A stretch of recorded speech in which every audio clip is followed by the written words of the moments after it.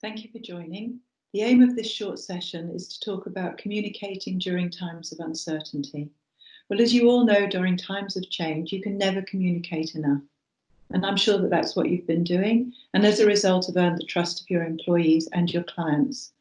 However, we're now about to enter a new phase, a phase of re-entry, where furloughed employees are going to be coming back. People who've been working from home are going to be invited back to working into the office. So now is a good time for you to think about how you might want to reset your communication strategy and approach, and how you might want to implement new routines and new behaviours. But whilst it's always been known that communication is a good thing during change, leaders can fall into one of two traps, and you might want to think about if either of these could apply to you.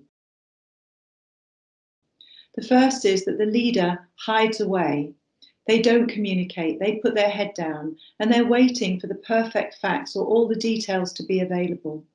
One of my general counsels told me that she's having to communicate and make more decisions more quickly with far less information than at any other time in her career, and it had taken her right out of her comfort zone.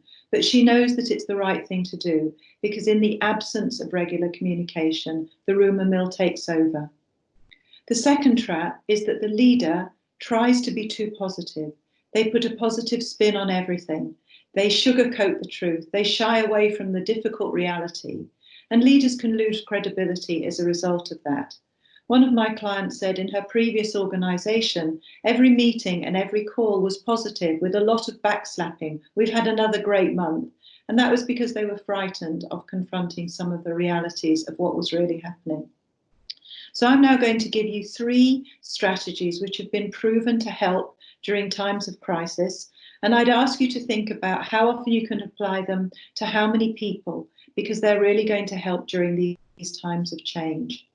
The first one is that transparency is job number 1.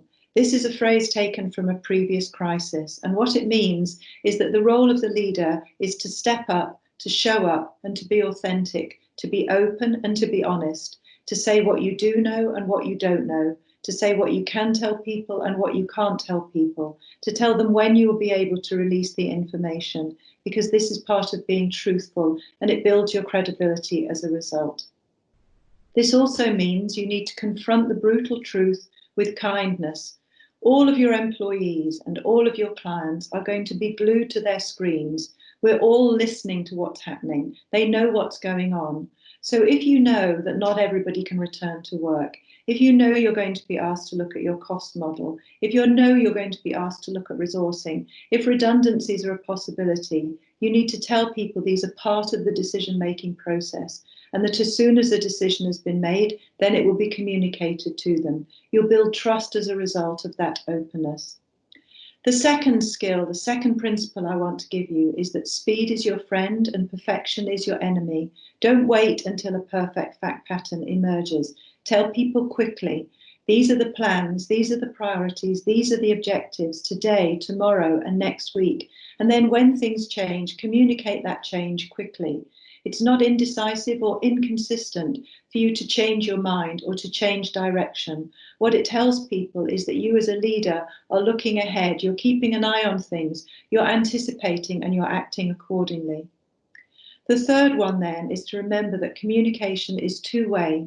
You need to be thinking about what are the mechanisms and systems you have in place to be really, really listening to your employees and to your clients, to be providing them with opportunities to give you feedback.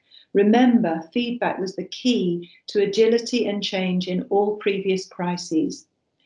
And those 3 things, transparency, speed, and two-way communication, should be the principles of your new communication strategy.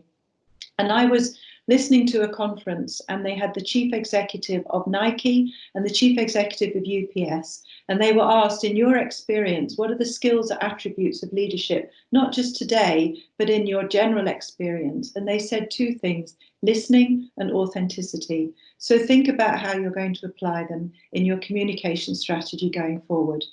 Thank you for joining me.